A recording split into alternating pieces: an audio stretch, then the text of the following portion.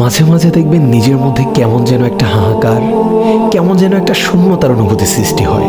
মনে হবে সব কিছু থেকেও কি যেন নেই, সবার মাঝে থেকেও নিজেকে মনে হবে বড্ড একা।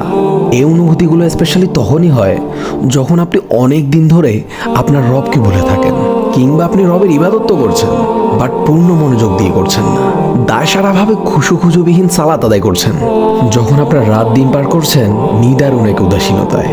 প্রকৃতপক্ষে আমাদের সবার হৃদয়ে একটি অপূর্ণতা, একটি শূন্যতা রয়েছে, যে শূন্যতা আল্লাহ ছাড়া দুনিয়ার অন্য কিছু দ্বারা পূর্ণ করা সম্ভব না।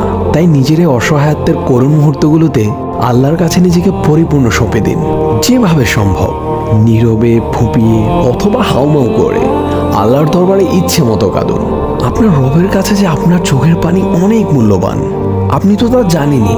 আল্লাহ তার পাপিষ্ঠ বান্দাদের শাস্তি দেওয়ার জন্য জাহান্নাম সৃষ্টি করেছেন, আর এই জাহান্নামে রয়েছে ভয়ঙ্কর আগুন যা বান্দার কলিজা পর্যন্ত ভেদ করে ফেলবে। আর এই আগুনকেই দুনিয়ার সাগর, উপসাগর, মহাসাগর সব কিছু দিয়ে নিভানো সম্ভব না হলেও আপনার এক ফোঁটা চোখের পানি এই আগুন নিভিয়ে দিতে সক্ষম। সুবহানাল্লাহ! আমাদের রব আমাদের চোখের পানিকে কতটা ভালোবাসেন আমরা কি কখনো কল্পনা করেও দেখেছি?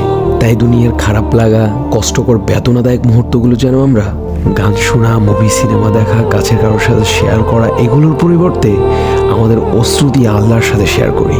কারণ দুনিয়ার কেউ আমাদের চোখের পানির মূল্য না দিলেও আমাদের রব আমাদের প্রতিটি অশ্রুকণার খুব চড়া মূল্য পরিশোধ করবেন, যা আপনি কল্পনাও করতে পারবেন না। ফি আমানিল্লাহ।